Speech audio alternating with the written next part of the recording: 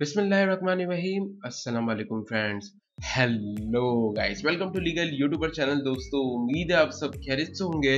दोस्तों कोविड-19 का टाइम चल रहा है, उम्मीद करता हूं कि आप सब खैरियत से होंगे और आप अपनी फैमिली का भी ख्याल रख रहे होंगे। तो फ्रेंड्स आज की इस वीडियो में हम बात करने वाले हैं यूएई के लेबर लॉज के बारे में, क्योंकि जिस हिसाब से हालात चल रहे हैं और यूएई में भी काफी ज्यादा लोगों को टारगेट किया जा रहा है, तो फ्रेंड्स मैंने सोचा कि आप लोगों को ये चीज जरूर पता होनी चाहिए कि यूएई के लेबर लॉज क्या कहते हैं। और सबसे ज्यादा कमेंट्स भी मुझे इसी टॉपिक के ऊपर देखने को मिले हैं।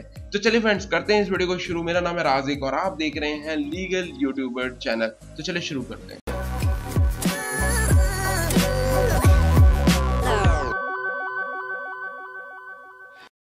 वीडियो को स्टार्ट करने से पहले दोस्तों बता दूं कि जिन लोगों ने अभी तक चैनल को सब्सक्राइब नहीं किया तो यार प्लीज नीचे रेड बटन होगा, उसको दबा दो, बेल आइकन को दबाना बिल्कुल मत भूलना, ताकि आपको मेरा हर नोटिफिकेशन सबसे पहले देखने को मिले।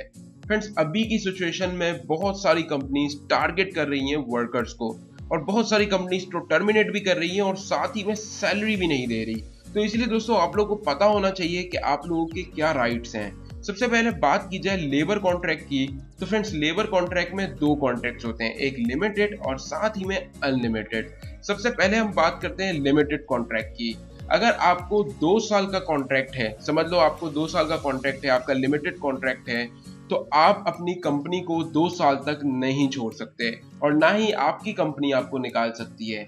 अगर ऐसा होता है कि आपकी कंपनी को आपका काम समझ नहीं आता और वो आपको टर्मिनेट करती है 2 साल से पहले, तो टर्मिनेट करते ही वो आपको 45 डेज की सैलरी देगी और साथ ही में कुछ बेनिफिट्स भी देगी, क्योंकि वो रिस्पॉन्सिबल है इसके।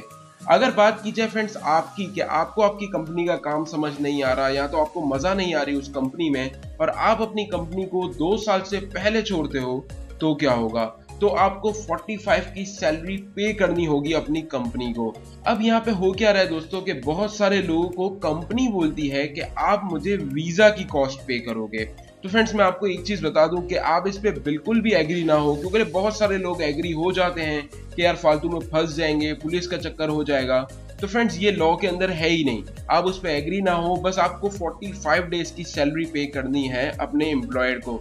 अगर वो जबरदस्ती करता है तो वो इनलीगल काम कर रहा है। लेकिन अब जब भी कंपनी आपको निकालती है तो आपको एक नोटिस पीरियड जरूर देती है, 1 मंथ से लेके 3 महीने तक का। कोई कोई कंपनी 1 महीने का देती है, कोई कोई कंपनी 3 महीने का देती है। और आपको भी जब अपनी कंपनी को छोड़ना है तो आपने नोटिस पीरियड जरूर देना है, 1 महीने का या 2 महीने का, कि मैं नेक्स्ट मंथ से नहीं आऊंगा। और उस पीरियड के अंदर आपने काम जरूर करना है अपनी कंपनी में। ऐसा ना हो कि आप नोटिस पीरियड देख के चले जाएं कि बस मैं अब कंपनी छोड़ रहा हूं, तो आपको 1 महीना पहले जरूर बताना है और देन फिर लेफ्ट करना है। उसके बाद बात की जाए फ्रेंड्स अनलिमिटेड कॉन्ट्रैक्ट की, जो कि बिल्कुल डिफरेंट है लिमिटेड कॉन्ट्रैक्ट के।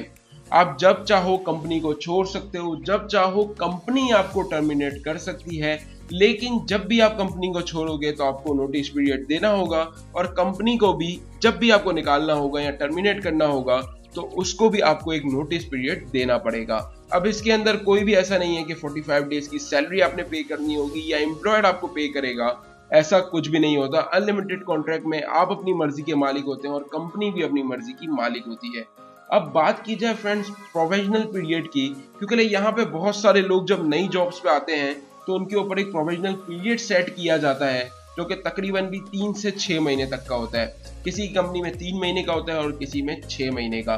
तो ये पीरियड रखा क्यों जाता है? ये पीरियड कंपनी उस वक्त रखती है ताकि वो वर्कर को चेक कर सके कि वो वाकई में सही काम कर रहा है या फिर नहीं।